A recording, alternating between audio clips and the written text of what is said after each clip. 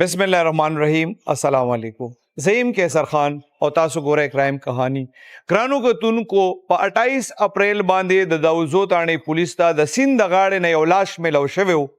دا یو انټریس کیس و. پولیس دغه کیس هم ټریس کړی دی او دغه مقتول د قتل په الزام کې د هغه ډیر زیات نږدې دوست نیولی دی.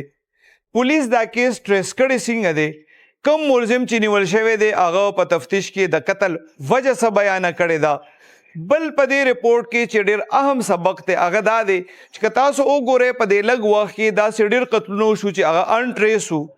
ملزمانو دا سوچ کړی و هغې خپل طرف نه ډېره زیاته هوښیارتیا کړې وه دې کیس سره چې هغې واردات طریقه داسې اختیار کړې وه چې کله به هم د دې کیس پته ونه لګي.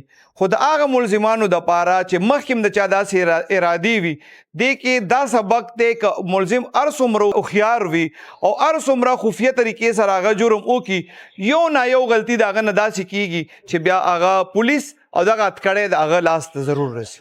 دا ټول تفصیل تاسو له دې ننني رپورټ کې درکو. بسم الله الرحمن الرحیم. کیسر خان ډېره مننه.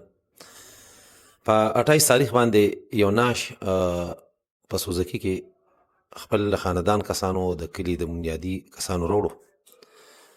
د مقتول نوم چې دی نو هغه جاوید معلوم شو او د هغه ورور سجاد داسې رپورټ کوي چې بیګا د شپې د مقتول جاوید د خپل دوست مصور سره وتی چې بیا د شپې تقریبا 3 بجې مصور چې دی نو هغه رالو دروازه وټکوله او چې زه ورته بهر رالم نو ده ماته ووی چې جاوید خوږ شوی دی او د سیند په غاړه باندې پروت دی.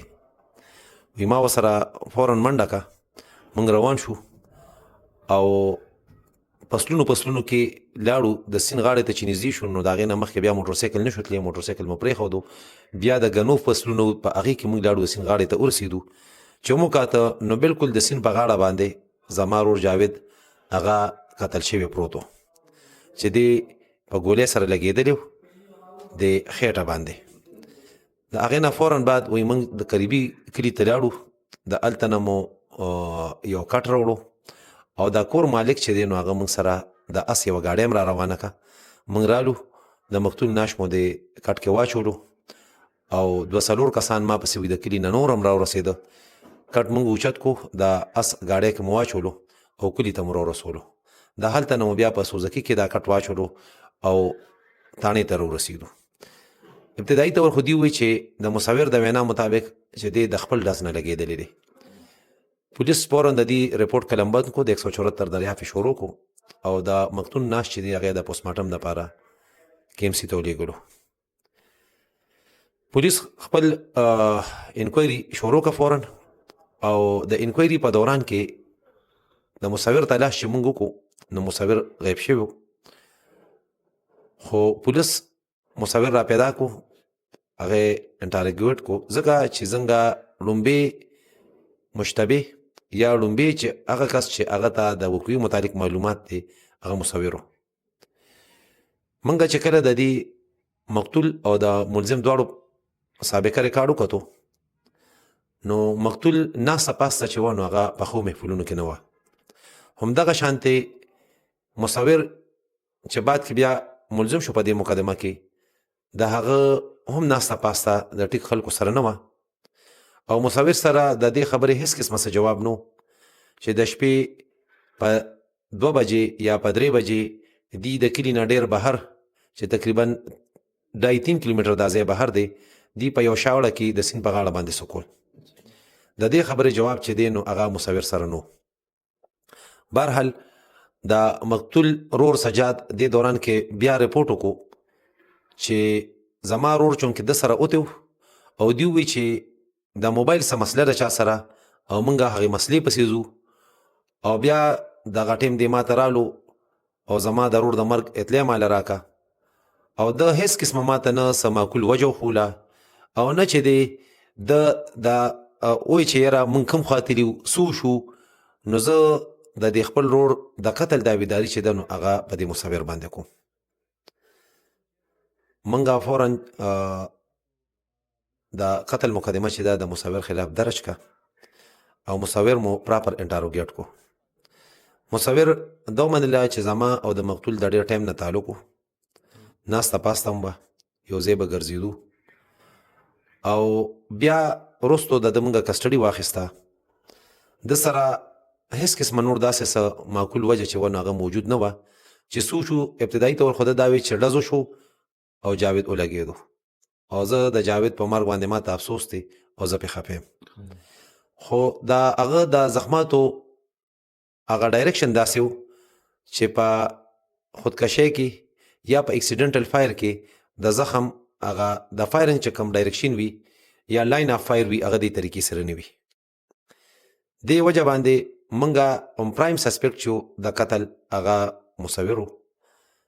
مصور د انویسټیګیشن دوران کې خپل جرم تسلیم کو او هغه دا وی چې را دا پسټل چې دی دا د جاوید و. مونږه چې دې ځای ته تللو مونږ موټر سایکل د دې وقوعې نه ځای نه تقریبا 300 قدمه کې ودرولو ځکه چې د هغې نه مخکې بیا د سیند غاړه وه خټې وې او مخکې موټر سایکل نه شو تللی. مونږه د دغه ځای نه جای وقوعه ته پیدل تللو. په جای وقوعه کې مونږه ناستو چې ما په دې پسټل ما نه ډز وشو. بیا دغه ځای کې چې دی نو دې مخکې بیا دی نه تلو. خو بهرحال د پراپر تفصیلي انټاروګیشن دوران کې د خپل جرم تسلیم کو. باقاعده د جای وقوعه نشاندهي یې کړې ده او دې دا وایي چې بس ډز وشو زما نه د ملګري ولګېدو. خو اوس هغه وجه وینا نه دی چې دی نو هغه دغه چې په څه وجه باندې دا قتل وکړو.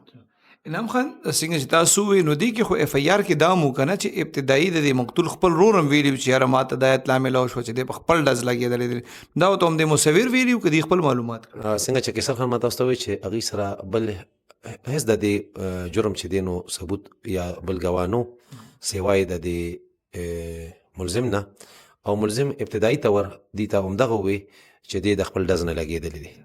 خو چې کله مونږه موقع ته پولیس دا دی راله د مقتول زخماتو کتی شو د ډز هغه ډایرکشن ته وکتی شو نو نه په اکسیډنټل فایر کې او نه چې دی د خودکشۍ فایر چې وي نو هغه دې طریقې سره وي. دی خو وایي چې ما نه ډز وشو که نه چې تماچم د جاوید ودې څه وایي چې دغه ټایم کې ما له څه دپاره راله لاسته یا تې ما واغشته یا ما له راکړه. دی دواړه چې دي نو دی د اوتې دي د ماسخوتنې د کور نه او دی بیا واپس راغلی دی د پاسه 3 بجې د مقتول لور سجاد ته د اطلاع ورکولو لپاره. دا چې کوم په درمیان کې 6 غنټې دي یا 9 غنټې دي نو دې متعلق ملزم خاموشي اختیاري او ملزم چې دی نو داسې خبرې اترې شته چې هغه د مخې ته راوسته نه غواړي. نو دوران تفتیش خو اکثر پولیس چې کوم دی د ملزمانو داسې خبرې روباسي که نه دې کې دا سره ډېر سخت دغه تفتیش و. ملزم نه پراپر انټاروګیشن شوی دی هغه باندې پراپر محنت شوی دی او هغه پراپر هغه چې شامل تفتیش کړی شوی دی. دا تفتیش دوران کې هغه خپل جرم مني خو بیا چې کوم حالات واقعیات دي نو هغه شانته بیا بیانې نه چیرې موږ کوم وخت لاړو سمو کو دې ځای ته څنګه ورسېدو 6 غنټې دی په دې یو پوینټ نه دي تېرې کړې چې دی اوس کوم ځای ته تللی دي. خو چونکې دا تفتیش هغه ابتدایي مرحلې دي اوسه پورې د دې د موبایل ډیټا یا نور چې کوم ټیکنیکل زنګ دغه دی ډیټا ده هغه راتلونکې ده نو ان شاء الله دغه سيزونو تصدیق شې دی نو هغه به کیږي. څنګه چې تاسو وی چې پولیس دغه ملزم خلاف 302 اف ای آر درج کړی دی او دی وی چې ما نه ولګېدو په خطا کې نو داسې صورت کې بیا قتل خطا کې تاسو اف ای آر نه کوئ اکثر اوسه پورې دا خبره نه ده هغه کنفرم کړی چې یاره دا زمانه خطا کې دی خطا نه یادي هغه تفتیش دوران کې پراپر داسې منلو چې او بس د زمانو شو زمانه ولګېدو. خو هغه حالات چې دي چې پس وجو شو دغه وجه یا مونږه سکول دغه ځای کې دا سيزونه چې دي نو د باندې هغه چې دي نو خاموشي اختیاري هغه راز نه پرده نه اوچتې. څه چې مقتول عمر څومره و څه بال بچهدار و دغه مقتول واده کړی کس دی میډل ایج او د هغه بال بچهدار دی بچي یې شته او دغه شانتې ملزم چې دی نو هغه هم بال بچهدار دی د هغه هم بچي شته. خو دواړه کسان داسې وو چې دواړه کسان کار روزګار په ظاهره نشته. انعام خان څنګه چې تاسو وی چې ملزم چې کوم دی هغه گرفتار هم دی دغه نه تفتیش هم شوی دی کې اوسه پورې پوسټ مارټم رپورټ چې کوم دی راغلی دی. کیسر خان پوسټ مارټم لا انتظار دی او ان شاء الله چې پوسټ مارټم راشي او څنګه ما تاسو ته وویل چې نور څنګه کوم ډیټا دا فارنزیک ډیټا پاتې ده څنګه دا موبایل ډیټا پاتې ده چې دا ډیټا راشي نو ان شاء الله چې بیا به څنګه چې کوم اوسه پورې تفتیش دی دا به نور جامع شي او نور به هم د دې وضاحت وشي. انعام خان که مونږ ګورو 3 ورځې پهله تاسو پریس کانفرنس کړو چې دلته یو مرګره لګی شو بل مرګره وجلو میا ګجرو کې دینه یو څو ورځې وړاندې پښتخره کې شو بلا شي کې سونه داسې تاسو ټریس کل چې دوست لګی شي او دوست اوجني د خلکو ته تاسو ویل غواړي که بچو ته خو سو کوی چې دوست ما ساتنو بس اخو جګړه کوي. کیسر خان دا ډېر مشکل سوال دی او دنیا کې چې دی نو هغه هر قسم حالات راځي. ښه دوستان هم شته او داسې حالات راشي چې دوستانو ترمنځ یا لالچ راشي یا داسې چې د دوستانو پس منظر څه دی. که فرض کا د یو دوست پس منظر هغه کریمینل وي او هغه جرایم پیشه بیکګراوند سره تعلق لري بیکګراوند یو جرایم پیشه وي یا جرایم پیشه خلکو سره ناسته پاسته نو څه ټایم هم ته چې دی نو داسې حادثات هغې توقع کولی شي. خو که هر څه وي دوست خو یو بهترینه سرمایه ده خو چې هغه داسې دوستي چې هغې کې لالچ نی او هغې کې اخلاص وي. ګرانو کتونکو د انعام خان خبره تاسو واورېدې واقعي چې پر ډېر لږ ټایم کې پولیس کیس هم ټریس کړی دی او ملزم هم گرفتار کړی دی. اوس مخکې ګورو چې تفتیش به څنګه کیږي مطلب چالان به عدالت کې څنګه جمع کیږي ملزم ته سزا کیږي یا نه کیږي دا د بات خبرې دي. خو څنګه چې ما د ډي اس پي صاحب نه تپوس وکړو چې هر دویمه درېیمه ورځ چې پته لګي نو دوست وجلی وي نو اکثر مونږ خلکو ته همدا یو خبره کوو چې یاره د دوستانو دپاره مطلب دا د ډېر سوچ سمجھ پکار دی. اکثر زوم دا یو خبره کوم چې مشران اکثر چاته بچو ته وريرونو ته خورینو ته کشرانو ته وي چې د سره دوستانه کوا او د سره مکه او نو دا پالکانو باندې ډیره زیاته بد لګي. باوجود د دې چې د مشرانو دا ټول عمر تیر کړی وي او د ټولو مرحلو نه دی تیر شوی نو کدی بیا صفه سلام کوي د خپل کشرانو د پارانو عددي فایده کوي. الله دیو کی چې د دې واقعاتو نه موږ سبق والو او د دوستانو چې کم معیار دی پاګه لک سوچو.